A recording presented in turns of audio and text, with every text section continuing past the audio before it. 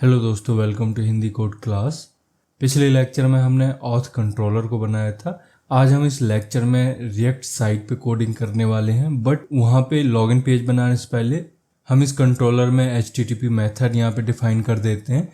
But HTTP method तो define करेंगे ही, but उससे पहले हमें एक एनोटेशन देना होगा रेस्ट कंट्रोलर। तो यहाँ पे एट रेस्ट कंट्रोलर, इससे क्या होगा, हम जो इस क्लास में मेथड डिफाइन करेंगे वो जो भी रिस्पॉन्स देंगे वो जेसन एंड XML में देंगे। इसके बाद रिक्वेस्ट मैपिंग का भी यूज कर लेंगे, रिक्वेस्ट मैपिंग। इसमें हम कॉमन प्रीफिक्स दे देंगे, तो यहाँ पे लिखिए API/API/auth।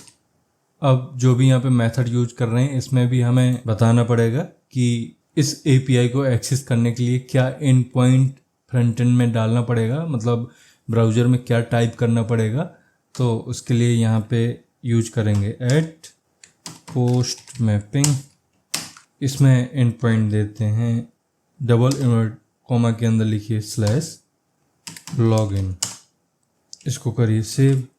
अब यहाँ पे आप देख रहे हो कुछ इशू आ रहा है इस पेज में। तो क्या आ रहा है एक बार देखते हैं। ये प्रॉब्लम दो जगह है। पहला तो ये कह रहा है कि T can not be resolve. तो यहाँ पे जो टी लगा है वो टी का कोई मतलब नहीं होता। यहाँ पे लगा दीजिए क्वेश्चन मार्क, मतलब रिस्पॉन्स एंटिटी के अंदर किसी भी तरह का डेटा रिटर्न किया जा सकता है। तो इसको करते हैं सेव। ये आपका इशू चला गया। अब दूसरा इशू कहाँ पे है एक बार इसको भी देखते हैं। इसमें ऑथेंटिकेशन में इशू है। तो ये कह रहा है कि जो आप ऑथेंटिकेशन यूज कर रहे हैं वो रिटर्न करेगा कोर ऑथेंटिकेशन टाइप का डेटा, बट यहाँ पे जो रिटर्न हो रहा है वो cipher.authentication रिटर्न हो रहा है। तो ये इशू इसलिए क्योंकि गलत पैकेज इंपोर्ट हो गया है। तो एक काम करते हैं, इसको ना छेड़ते हुए हम चलेंगे ऊपर और यहाँ पे आप देखोगे तो कोर ऑथेंटिकेशन की जगह साइफर ऑथेंटिकेशन वाला पैकेज यहाँ पे इंपोर्ट हो गया है। तो इसको यहाँ से रिमूव कर दीजिए और इसकी जगह आपको सिक्योरिटी कोर की डिपेंडेंसी डालनी है। तो कोर की डिपेंडेंसी ये है, इसको करते हैं कॉपी एंड यहाँ पे इसको कर दीजिए paste.authentication। ये सेकेंड वाला इसको कर दीजिए यहाँ पे, इसको करिए सेव। अब चेक करते हैं प्रॉब्लम सॉल्व हुई या नहीं हुई।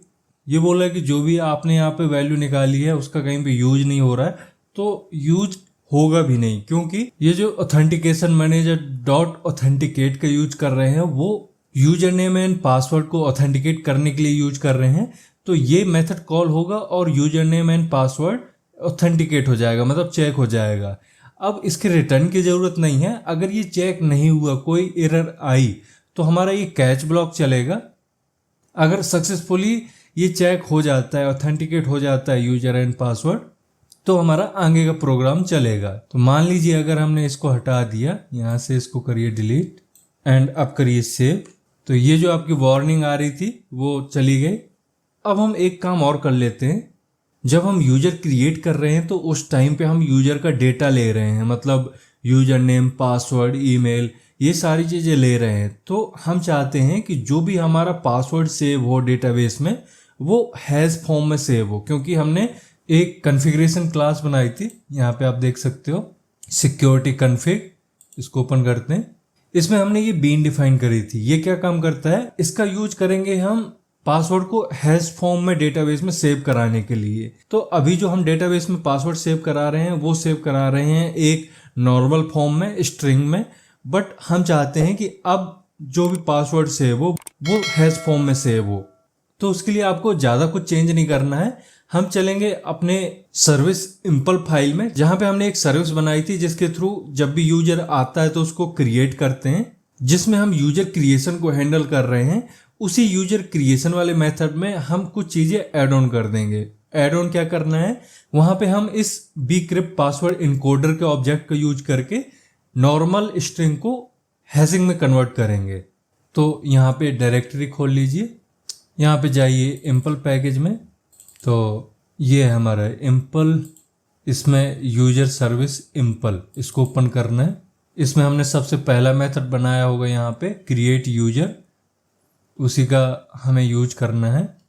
यहाँ पे देखोगे तो ये है क्रिएट यूजर। अब इसमें हमें पासवर्ड अलग से सेट करना पड़ेगा, तो यहाँ पे आइए यूजर डॉट सेट पासवर्ड। अब इसमें हमें यूज करना पड़ेगा bcrypt पासवर्ड इनकोडर। तो पहले उसका ऑब्जेक्ट यहाँ पे निकाल लेते हैं। यहाँ पे लिखते हैं प्राइवेट bcrypt पासवर्ड इनकोडर, इसका नाम देते हैं पासवर्ड इनकोडर, एंड ऊपर आपको लगाना पड़ता है @auto वर्ल्ड, एंड इसी पासवर्ड इनकोडर का यूज कर लेंगे हम। तो इसको कर लीजिए कॉपी, एंड यहाँ पे सेट पासवर्ड के अंदर आपको इसके एक मेथड को कॉल कर लेते हैं इनकोड, एंड इसमें हम पास कर देंगे जो भी यूजर DTO में पासवर्ड आया है। तो यहाँ पे लिखिए user DTO dot gate password, and अब पूरी इंफॉर्मेशन हो जाएगी सेव। तो जो हमारा पासवर्ड है वो हैज़ में कन्वर्ट हो गया, अब ये हैज़ में ही डेटाबेस में सेव होगा। तो इतना हमें करना था, इसको कर दीजिए सेव। अब हम चलते हैं अपने रिएक्ट साइड में। तो रिएक्ट प्रोजेक्ट को करते हैं ओपन। तो ये हमारा रिएक्ट प्रोजेक्ट है। अब इसमें हम सबसे पहले सर्विस डिफाइन कर देते हैं, जो बेस URL है वो भी दे देते हैं। तो हम जाते हैं API.js में, इसमें हम एक तीसरा बेस URL सेट कर देते हैं। वैसे हम एक ही बेस URL सेट करते हैं जो रियल प्रोजेक्ट होते हैं, बट यहाँ पे जो हम स्ट्रेटजी यूज कर रहे थे वो यूजर के लिए अलग, पोस्ट के लिए अलग, इस तरीके से कर रहे थे। तो हमें बार बार यहाँ पे क्रिएट करने पड़ रहे हैं। तो अगर आप चाहो तो यहाँ पे एक सिंगल बेस URL बनाइए, मतलब आप 8082/API ये आपका बेस URL रहेगा।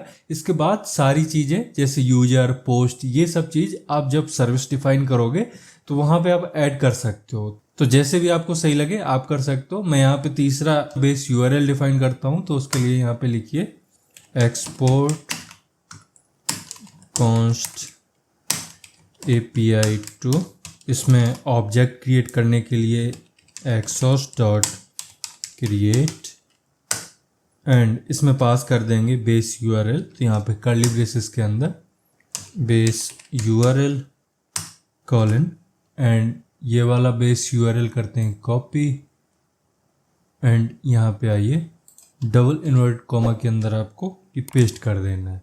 अब हमें ये लास्ट में पोस्ट नहीं डालना है, इसकी जगह हम कर देंगे ऑथ। तो इसको हटाइए, यहाँ पे कर दीजिए ऑथ, इसको करिए सेव। अब हमें एक और फोल्डर बना लेते हैं। जैसे हमने यहाँ पे post API.js and user API.js बनाया था इनकी सर्विसेज को डिफाइन करने के लिए, उसी तरह से हम auth API.js भी बना लेते हैं। तो इसमें करिए राइट क्लिक, न्यू फाइल, इसमें देते हैं auth API.js। यहाँ पे हम एक सिंगल सर्विस डिफाइन करेंगे लॉगिन के लिए। इसके लिए लिखेंगे एक्सपोर्ट कॉन्स्ट लॉगिन API। इसमें हमें ज़रूरत पड़ेगी यूजर नेम एंड पासवर्ड की। तो यहाँ पे यूजर नेम एंड पासवर्ड पास कर दिया। इसके बाद लगाइए एरो कर्ली ब्रेसेस, इसमें दे देंगे रिटर्न API2 डॉट। तो API2 नहीं समझ पा रहा, इसको इंपोर्ट करना पड़ेगा। ये इंपोर्ट हो गया। अब लगाइए डॉट पोस्ट। इसमें आपको 2 पैरामीटर देने पड़ते हैं। पहले वाले में हम API का एंड पॉइंट डालते हैं जिसके थ्रू हम एक्सेस कर पाएंगे उस बैकएंड API को, एंड दूसरे में वो डेटा ऐड करते हैं जो उस API को कॉल करने के लिए चाहिए। तो यहाँ एंड पॉइंट डालने के लिए डबल इन्वर्ट कॉमा के अंदर लिखिए /login, एंड इसमें पास कर दीजिए यूजर नेम एंड पासवर्ड। तो यूजर नेम एंड पासवर्ड यहाँ लगा दीजिए सेमीकोलन, सेव।